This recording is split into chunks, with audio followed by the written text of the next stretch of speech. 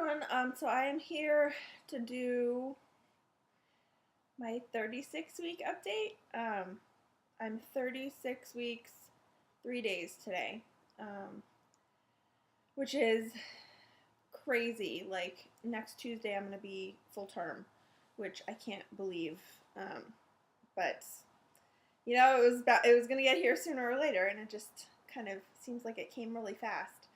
Um, anyway, so this week has been a little bit stressful because I had a prenatal appointment on Wednesday, and the appointment was fine except he the doctor went and measured my fundal height, and I had been right where I should be right along, and all of a sudden I was measuring 5 weeks behind. So last week when I was 35 weeks, I measured 34, which was fine. And then this week, all of a sudden, at 36 weeks, I was measuring 31. And he was asking me, like, do you feel like he's dropped? And, stuff like that. And I honestly don't really feel a difference. Like, I don't feel that feeling like I can actually breathe easier and stuff like that. So it was hard for me to say, yes, he has, or no, he hasn't, or, I basically said I haven't noticed a difference, really. His head is definitely very low, because they had told me that last week. But, whether or not he had actually significantly dropped, I couldn't tell. And the doctor said that even if he had dropped, he wouldn't expect to see that big of a difference.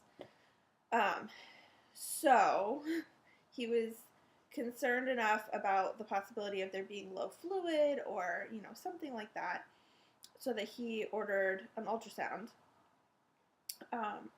And the ultrasound tech was not there that day, so I had to go back yesterday. And basically, like, for that 24 hours between the appointment on Wednesday and the ultrasound on Thursday, and then the doctor's appointment afterwards, I was running through all of these possible awful scenarios.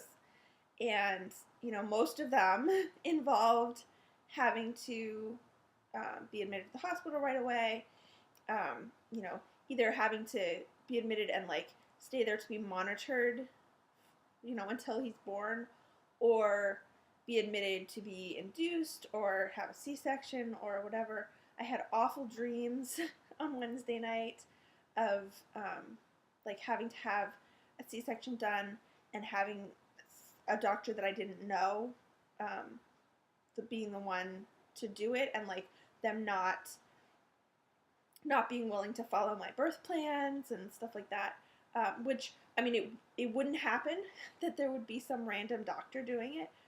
There's only one OB practice for the hospital that I'm going to, and there's only 3 doctors in that practice, and I have met all 3 of them, and, I like all of them. So, like, it wouldn't be a random doctor. That helped me to calm down a little bit when I woke up with one of these bad dreams. But it was just stressful. And, Eric was trying not to freak out, or not to noticeably freak out, but he was concerned too. And so anyway, so we went yesterday afternoon. Eric went with me, which was good, for the ultrasound. And then we had an appointment with a different doctor after, and everything was fine. Everything looked great. There's plenty of fluid. He's measuring actually slightly ahead. Like, I don't actually know how much ahead, but the ultrasound tech estimated, and I know that it is a rough estimate, that he is 6 pounds 6 ounces. So, that's a good size baby at this point, especially if I still have like 4 weeks left, and if he gains a half a pound a week, he'll be, over 8 pounds. Although, who knows if he's actually 6'6", like, or close to that. He could be, a pound more or less, so I'm not really holding on to that as being how big he actually is right now. Anyway, so we kind of breathed a sigh of relief knowing that everything was fine. And yeah, so, but it definitely has kind of made it hit home, at least for me, that we are really close to him coming, you know, and we need to be prepared, and we're not really quite there yet. I mean, prepared in the sense that, like, we need to have our hospital bags packed, we need to have the car seat in the car, you know, we need to have all of those kinds of things situated. And I have just been putting it off, kind of thinking, well, I don't want to, you know, get everything ready too soon and then just be sitting around impatient. But I think it's better to get everything done now, and not be stressed out if all of a sudden I go into labor in a week or two. So yeah, so we're working on getting those things done. I worked some today on getting my hospital bag together, getting the baby's hospital bag together. We're going to be doing a lot this weekend to kind of get stuff situated, put the crib together, finish packing our bags, get the last minute things that I still need to get, you know, all of that kind of stuff. So yeah, so it's been a little bit of a wake-up call that, you know, we're there, and we need to be ready. So that was kind of the stressful part of the week, and I mean, it all ended up being fine in the end, which is great, and we got to see him on the ultrasound, although it was really hard to see very much. Like, he's so big now that you can't get a good picture, really. So I did get a couple of pictures of his profile, but they're not clear pictures. They're not really good pictures, so I'm not gonna even bother showing them. So anyway, otherwise, this week, this past week, my biggest symptom, my biggest kind of complaint, and I don't really want to call it a complaint, is that my hands, and I think I mentioned before that, like, my fingers were a little swollen and hurting, like my knuckles were hurting and stuff. It's really getting bad. Like, it's like full out arthritis in my hands, and I wake up not being able to move some of my fingers right away. Like, I have to move a finger with my other hand to get it to kind of loosen up a little bit. So that's been kind of rough. I'm also having some, like, hip pain at times, and just kind of, my joints are definitely feeling a little bit of wear and tear from the extra fluid, which is normal and to be expected, but not very much fun. And then also my feet. My feet aren't really swelling up necessarily. Like, they get a little bit swollen at times, but they, if I have them down for too long, if I'm standing up, walking around, usually like standing in one place, or if I'm sitting with my feet down, my feet will turn weird colors, like purplish, bluish colors. Which, again, the doctor said was normal. It's just the extra fluid, but it kind of freaks me out when it happens, because I look down and my feet are like purple, and yeah, it just doesn't seem normal. But supposedly it'll get worse before it gets better. Like, right after delivery, I'll get even more swollen, and then it'll get better within a few weeks after that, as the fluid level goes down. Other than that, not really bad symptoms. I'm congested. I'm tired. It's getting to be kind of a lot of work to move around. I'm not sleeping great a lot of the time, but that's okay. It's not too bad. The baby moves around a lot, and I now know for sure that he likes to push really hard on my right side with his foot. So after the ultrasound, like, I know that is definitely his foot that's there, and he likes to push really hard and, like, move his foot up and down my side, and it's actually a little bit painful, but it's, you know, I'm sure I will miss it when I don't have that anymore.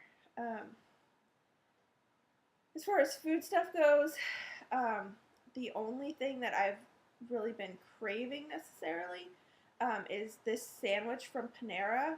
It's the Mediterranean veggie sandwich, which I have probably eaten in the last month, 5 or 6 times maybe, um, or even in the last month.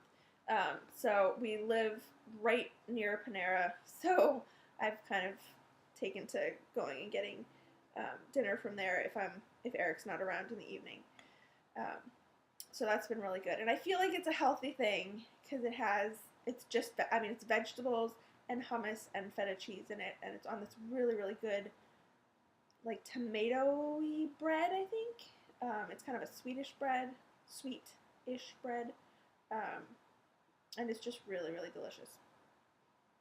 And so the craving has kind of gone away, but for a little while I was really wanting to have salads that had cut up apple on them. So I was making kind of big salads and cutting up apple and putting that on it, which was really good. But that's kind of gone away. And other than that, not really anything in particular. Yeah, so that's pretty much what this last week has been like. I have coming up on Monday another prenatal appointment.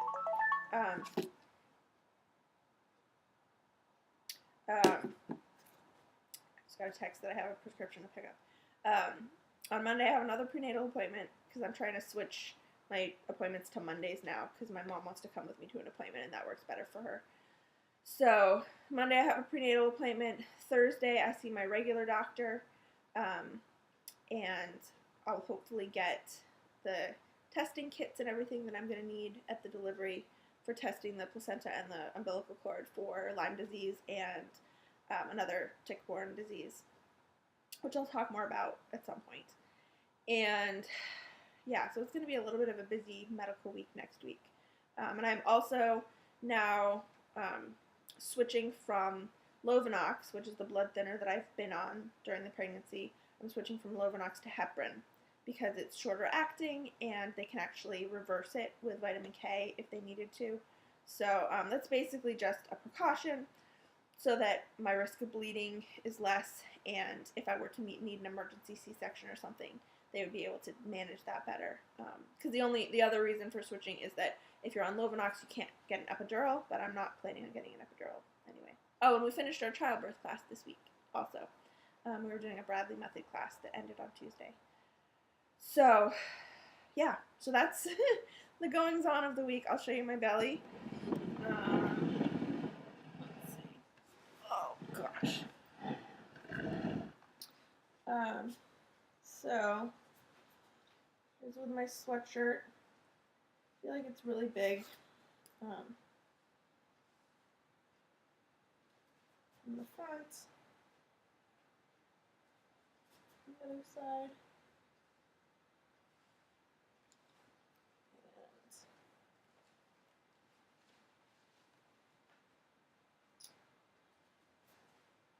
That belly button is definitely out. No stretch marks, although my skin is very itchy. And the other side. So that's 36 weeks and 3 days. And that is it for today. Sorry this is so long, especially since it's only covering 1 week. But that's it, and I will be back probably not until I do my 37-week update. I am going to do my birth plans and all of that, but I probably won't get around to it this weekend. So that's it. Hope you're all having a good week, and I will see you soon.